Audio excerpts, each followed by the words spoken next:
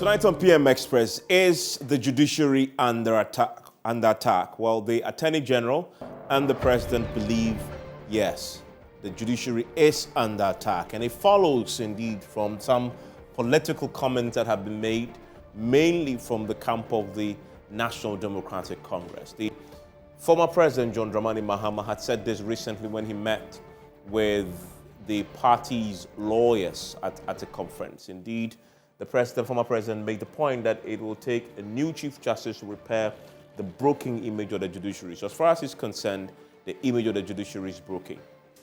And the current leadership of the judiciary, he also maintained in this meeting when he spoke to the lawyers of the NDC, lacks what it takes to redeem its sunken image. Again, he believes the judiciary has a sunken image right now.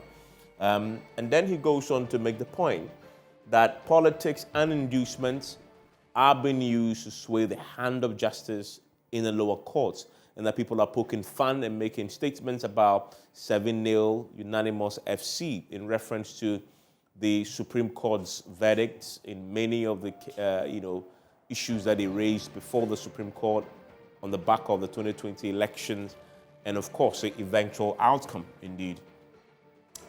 We saw a pretty scathing rebuke of the former president from the Attorney General yesterday at the bar conference. And Godfrey Ibadame did not mince words at all. It says the former president had built a reputation and is deploying a clear, deliberate strategy to undermine the judiciary, described Mahama's attitude as deplorable and unbecoming of a former head of state, and that all that he's doing is based on, it's not based on the factual basis, indeed, from what happened before the Supreme Court. The president himself was also at this function and backed the position of his attorney general. He was clear to quote, "Those who criticize the Supreme Court are the plaintiffs who submit the skimpiest of evidence and still expect to win cases." For him, this is about going to the court with evidence and not propaganda. The president was clear about that. The president was asserting that it is no wonder that the NDC claims were unanimously dismissed. This is at the Supreme Court when the matter came before the court with the NDC attempting to challenge the 2020 election outcome.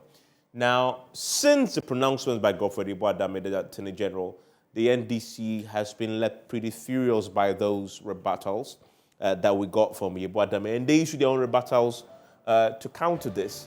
And as far as Mahama, the former president himself, was the first to go out there and say that he wouldn't let the Attorney General take that right away from him.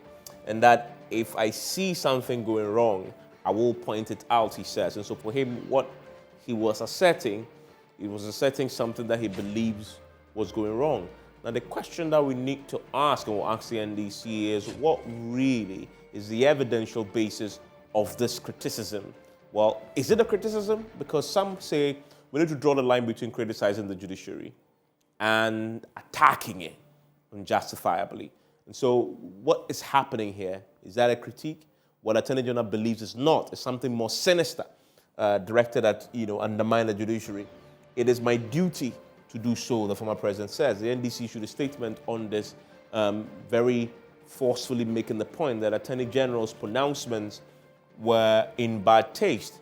Now, the former Attorney General, who also was a leader of the bar, also had this to say about, the Attorney General's reaction, the current Attorney General's reaction. This is Marita Bruya-Pelpon, who served under John Mahama as Attorney General, and she said, "I'm sitting right here in Ho, and Ho, by the way, is where the conference was happening, the bar conference."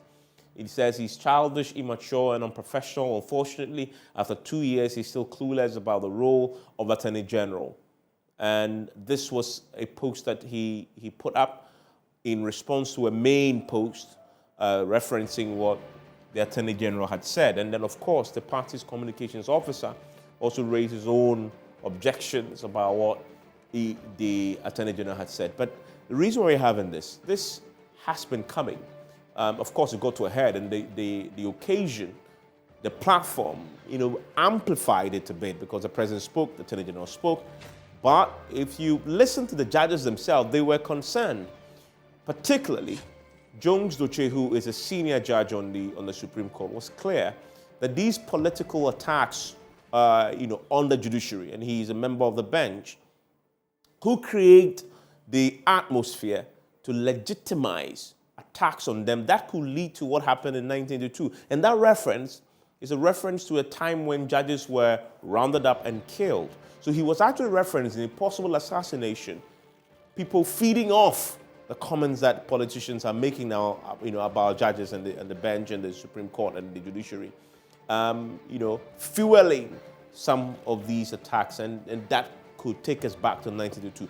Those were really chilling, I guess, pronouncements by a sitting judge, and maybe that's a window into how the judges themselves are feeling about it. So let's have this big conversation, because this is the judiciary. It's our last line of defense as a country. I'm not sure the judges say do not criticize them, but they're saying, well, in doing so, make sure you don't cross into undermining, this very important institution of a democracy. So my guests are joining me, from both political parties, and then we'll hear from the bar itself. Stay with me.